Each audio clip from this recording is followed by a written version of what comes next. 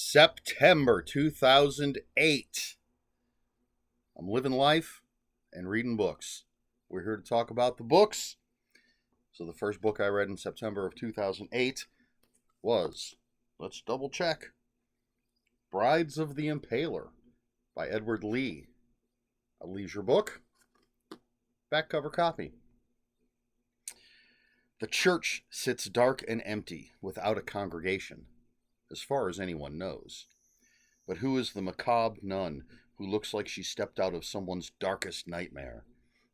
And what bloodthirsty evil lies buried in the basement of a New York City brownstone, waiting for its chance to be reborn?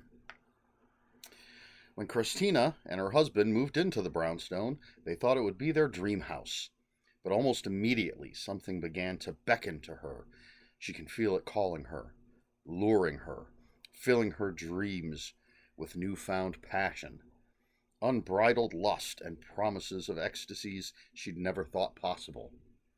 Soon, there will be no turning back, for the time has come for the unholy ritual performed by the Brides of the Impaler. I read that a little awkwardly.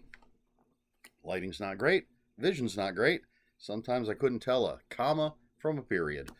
But anyway, Edward Lee, one of the rare Edward Lee books, I think, in my opinion, that doesn't take place in the South or in the backwoods. This is a city book from Edward Lee, and good stuff, you know. A little bit tame by some Edward Lee standards. It's from a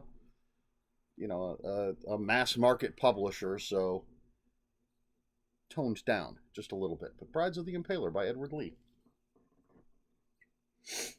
After that, we had Slide by Ken Bruin and Jason Starr. So if you watched last week's video, the last book I read in August of 2008 was Bust by Ken Bruin and Jason Starr. This is a follow-up. It is a hard case crime novel. And so we have fugitive Angela Petrakis is over in Ireland hooking up with a serial killer. And Max Fisher, who in the previous book had hired a psycho to murder his wife, has now moved to New York City to become a crack dealer. So just some lighthearted hard case crime fun. Slide by Ken Bruin and Jason Starr. We have to turn the page on my little notebook. And next up we have Covenant by John Everson or Everson. Another leisure book. Some more back cover copy. To the residents of the sleepy coastal town of Terrell, the cliffs of Terrell's Peak are a deadly place, an evil place where terrible things happen, like a series of mysterious teen suicides over the years, all on the same date, or other deaths usually reported as accidents. Could it be a coincidence, or is there more to it? Reporter Joe Kieran is determined to find the truth. Kieran's search will lead him deep into the town's hidden past, a past filled with secrets and horror, and to the ruins of the old lighthouse atop the tragic cliffs. He will uncover rumors and whispered legends, including the legend of the evil entity that lives and waits in the caves below Terrell's Peak. And this is actually the first of 3 books, I believe. We'll get to the others eventually, not in this video. Is this the first John Everson I read? Possibly. I don't recall his name coming up on the list before. I've met John. I've proofread for John, and I believe John killed me once. It's good stuff. Fan of his work. Covenant, John Everson, or Everson. Then we have The Max by Ken Bruin and Jason Starr, another hard case crime book, a follow-up to Slide and Bust. In this one, Max Fisher is in Attica, and Angela is, let's see, has been imprisoned on the Greek island of Lesbos. So, are they going to pay for their crimes, or are they just going to commit more crimes in prison? You'd have to read it to find out. But I dig the hard case crime stuff. I think this is it, just these 3 books with these characters, but I'm not 100% sure. I can't always be 100% sure. But that's The Max by Ken Bruin and Jason Starr. Excuse me. Next up, we have Jack Haringa Must Die, edited by Nicholas Kaufman. So Jack Haringa was a guy who loved to find mistakes in books. Grammatical errors, errors in punctuation. I don't recall if this was his job or it's just something he did for fun. Anyway, this was a charity anthology, and you had authors like Brian Keene, Jack Ketchum, Laird Barron, Mary Sangiovanni, just a ton of people killing off Jack Haringa. And it was a lot of fun, and it was for a good cause. Jack Haringa Must Die, edited by Nicholas Kaufman. Then we have Just Like Hell by Nate Southard. The copy I used to have was a first edition copy, and it was a little tiny book. And I thought it was still available, but looking on Amazon, it does not seem to be the case. It was reprinted by Deadite Press. I thought that was still around, but it says out of print on Amazon. But this is about Dylan. He's a football star. He's also gay. And I believe it's after a game, he and the team go to a cabin, and the team finds out that he's gay, and they are not happy about it. They're all very homophobic, so Dylan and his boyfriend end up tied to a couple chairs, being pranked, being tortured. Some people end up dead. It's a wild, extreme book.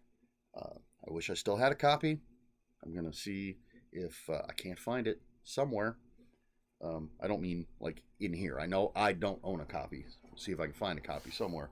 Because I really dug it. It was wild. It was hardcore stuff. Just Like Hell, Nate Southard. Next up, Like a Chinese Tattoo by Cullen Bunn, Rick R. Reed, David Thomas Lord, and J.A. Conrath. This was part of a series of books, and each book would have 4 authors, 3 stories from each author. Now, J.A. Conrath, at the time, J.A. Conrath was the only author I was familiar with, but Cullen Bunn, now, I'm a big Cullen Bunn fan. I had no idea I was reading Cullen Bunn stuff. I'm going to keep saying Cullen Bunn's name over and over, apparently. But I had no idea. I read his stuff back in 2008. I really became aware of him through his comic book work, doing tons and tons of comic book stuff. He's written for both Marvel and DC. Possibly best known for Deadpool Kills the Marvel Universe, that whole thing. But I really love his independent horror stuff. Published by all sorts of different publishers, small press, as well as like Dark Horse and things. But so this is just a nice sort of introduction to a number of different authors. As I said, 3 stories by each author, 4 authors, a whole series of these books. You're going to be seeing more, or at least hearing about more. But this one is Like a Chinese Tattoo, Cullen Bunn, Rick R. Reed, David Thomas Lord, and J.A. Conrath. After that, a book I really, really, really wish I still had. I have to find a copy of it somewhere. I believe it's completely out of print. Excuse me. And this is Mother Puncher by Gina Rinaldi. And I'm a big fan of Gina Rinaldi's work. Mother Puncher was the first thing that I read. And again, a lot of these books, if you've been watching this whole series recently, I've been talking about Horror Mall and the forums and everything, and so much of this stuff just comes out of that. Meeting these people on the forums, at Horror Mall, reading all the posts, seeing all the things about all the books. I believe that's where this came from. But Mother Puncher, Gina Rinaldi, is a sort of, I guess, dystopian future where overpopulation is a huge problem. And so I believe every couple is allowed to have one child, free and clear. And then after that, if a woman becomes pregnant, there is a punishment, which is do I spoil this? I mean, it's sort of in the title. After they have delivered the baby, a mother puncher comes in and punches them in the face. The mother, not the baby. And this is the story. I believe it all takes place in one day. It's the story of, I don't remember the guy's name, but he's a mother puncher, and it's his story in a day in his life. And it's just a wild, fascinating book. I had, I think when I ordered it, it came with a mother puncher bumper sticker, which I had on my old toolbox. That toolbox is long gone, which means, unfortunately, the sticker is long gone. But love the author, love this book, Mother Puncher, Gina Rinaldi. Next, we have Waiting for October by Jeff Strand, Adam Pepper, Sarah Pinborough, and Jeffrey Thomas. Now, this is another book in that series that I was just talking about, where you have 4 authors, 3 stories each. So just, again, a great introduction. If you're not familiar with any of these authors, I was already reading Jeff Strand, Sarah Pinborough, but Adam Pepper and Jeffrey Thomas were, I think, new to me at the time. If anything, I'd read maybe some of their short stories here or there. But another great introduction. Jeff Strand, Adam Pepper, Sarah Pinborough, Jeffrey Thomas, Waiting for October.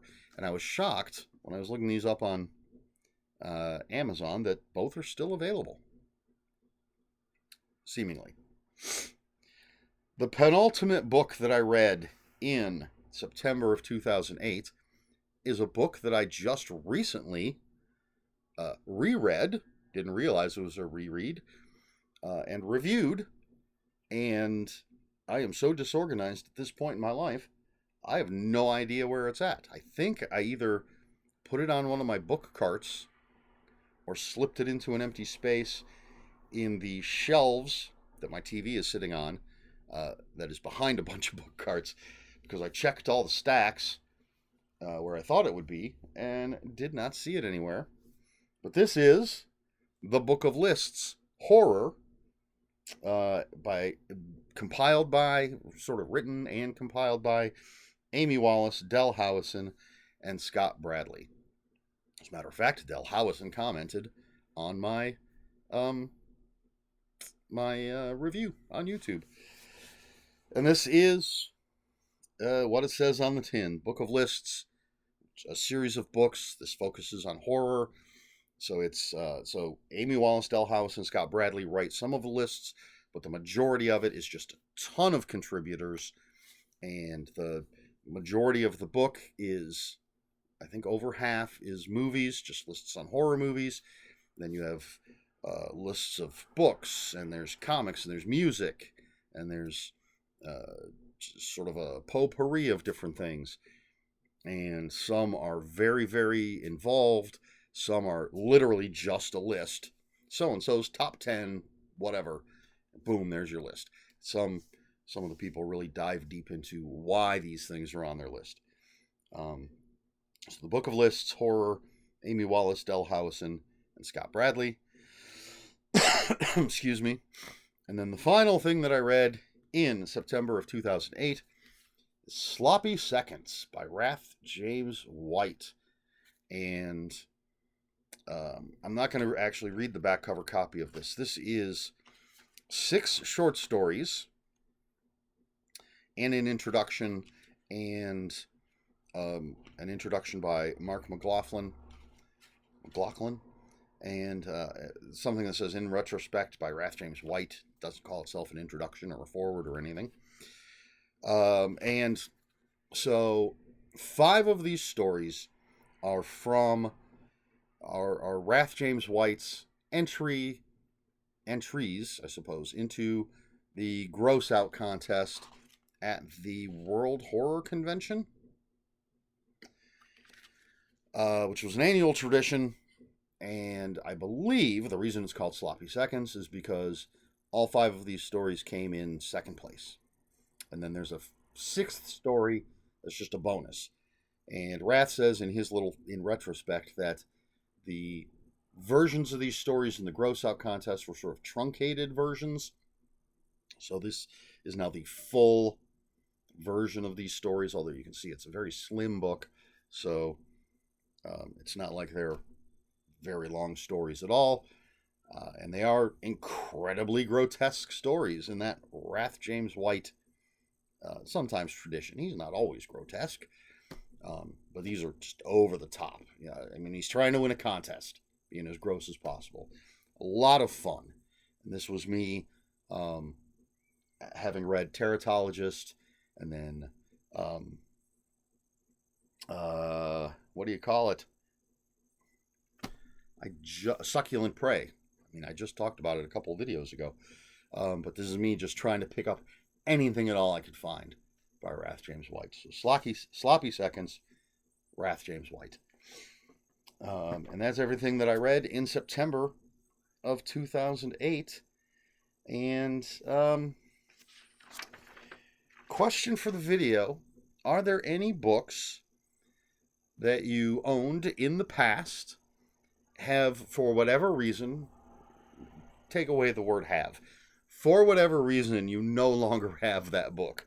Whether you lent it to somebody and never got it back, whether, like me, you had bills to pay, a job that didn't pay you very much, and so you sold things so you could, keep the lights on, or just lost it. Is there any book that you had, you no longer have, that you really wish you still had, or would love to get another copy of? For me, unfortunately, that's a lot of stuff, because, as I said, there have been times when my bills have far exceeded my income, and so when things would get tight, when things would get desperate, I would have to sell stuff. And some things I have that I've never even considered getting rid of. It never got quite so desperate that I had to get rid of every single book I owned. So yes, I mentioned the Gina Rinaldi Mother Puncher, the Just Like Hell by Nate Southard. For a long time, it was the Batman book written by Joe Lansdale, but I found another copy of that. I think I'm missing Act of Love, another Joe Lansdale book. I don't think I have a copy of it now, but I used to. The strawberry with a knife through it, and I think you can get a copy on Amazon pretty easily. I think there's new editions. I'd love to have an old paperback one. And that's just off the top of my head. I'm sure there's plenty, if I thought about it, plenty of other books that I just I don't have, and I really wish I did. I still take stuff to Half Price Books, but at this point, it's just paring down my collection. I have some books that I bought and have never gotten around to reading, and I look at them and go, you know what? I don't know that I am going to get around to reading them. Some that I have read and just don't feel that I need to keep. And I do give books away as well, but, might as well trade them in at Half Price Books and get something else. But what about you? Any books that you used to have, you currently don't have, and you really wish you did? Let me know in the comments below. If you have any comments, questions, or corrections, please put those in the comments below. Comments are open for spoilers. Just post a spoiler warning. We try to be polite here on my channel. Please like, share, and subscribe, all the usual YouTube stuff. And if you'd care to follow me on other social media, I'll have links for my Instagram and Blue Sky in the description below. And that's all I have for you this week. So until next week, read more books.